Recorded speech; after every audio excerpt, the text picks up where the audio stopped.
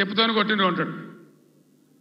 ఇంకో ముఖ్యమంత్రిని ఇవన్నీ ఏమైనాయి ఎందుకు ఏమని గట్టిగా నిలదీస్తే ఏం మాట్లాడతారు లిల్లీ పుట్టుగాళ్ళు? నీ గుడ్లు వీకి గోటీలు ఆడుకుంటాము, నీ పేగులు తీసి మెడలేసుకుంటాము, నిన్ను పండబెట్టి తొక్కుతాము, నీ ముడ్డి మీద షెడ్డి లేకుండా షెడ్డీలు గుద్దుకుంటాము. ఇదేనా 10 ఏళ్లలో నేను ముఖ్యమంత్రి ఉన్నప్పుడు ఒక్కసారి ఇటువంటి మాట విన్నారా? ఇంత అగౌరవంగా మాట్లాడినామా? ఇంత అన్యాయం మీ కళ్ళ ముందర జరగాలనా? దయచేసి ఆలోచన చేయాలి. ఎలక్షన్ అంటే ఓట్లు అంటే ఏదో ఆగమాగం ఓట్లేసుడు కాదు. ఇలా సభలో ఉన్నారు, నేనే ఒక 100-150 లారీలు దాటుకుంటా వచ్చిన, అందులో ఫుల్గా మంది ఉన్నారు. చాలా దూరంలో పోలీసు వాళ్ళు ఆపుతా ఉన్నారు, పోలీసు వాళ్ళు బొమ్మలు వీకేస్తా ఉన్నారు. నేను పోలీసు మిత్రులకు మనవి చేస్తా ఉన్నా, మీ డ్యూటీ మీరు చేయండి. 10 ఏళ్ళు మేము కూడా గవర్నమెంట్ ఉన్నాం. అమాయకులను బెదిరియడం, కొట్టడం, బీఆర్ఎస్ ఫ్లెక్సీలు బికేయడం ఇదా మీ పోలీస్ డ్యూటీ? ఇలా మేము కూడా లెక్క పెడతా ఉన్నాం.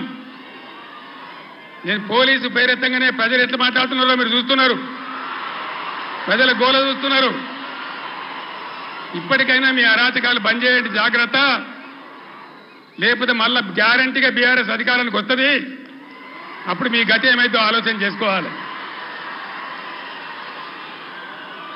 10 ఏళ్ళు మేము ఉన్నామే, 10 ఏళ్ళు నేను ముఖ్యమంత్రిగా ఉన్నానే, ఒక్కరోజన్నా మేము ఈ దౌర్జన్యం చేసినామా? ఎవరినైనా వేధించినామా? మరి ఎందుకు మీరు ఇలా మితిమీరిన పనులు చేస్తా ఉన్నారు పోలీసులు? దయచేసి మానుకోండి పోలీసు సోదరులారా, మేమన్నీ రికార్డు చేస్తా ఉన్నాం.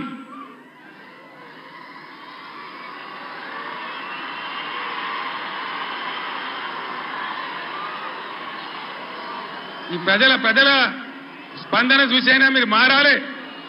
డీజీపీ గారు మీరు మారాలని నేను చెప్తా ఉన్నా, లేకపోతే మీ మీదకి ప్రజలే తిరుగుబడే రోడ్ వస్తుంది, జాగ్రత్త అని నేను చెప్తా ఉన్నా. మా కార్యకర్త తెలంగాణ ఉద్యమకారుడు సల్వాజీ మాధవరావు అని కరీంనగర్ జిల్లా ధర్మారంలో, పెద్దపల్లి జిల్లాలో ఆయన సోషల్ మీడియాలో ఒక పోస్ట్ పెట్టిండని చెప్పి ఆయన మీద అక్రమ కేసులు పెట్టి ఇలా జైలు తరలించినారు. ఆయన కరీంనగర్ జైల్లో ఉన్నాడు. ఇది మీకు న్యాయమా? డీజీపీకి ఏమైనా గౌరవం ఉంటే ఆ సల్వాజీ మాధవరావు మీద ఏదైతే జరిగిందో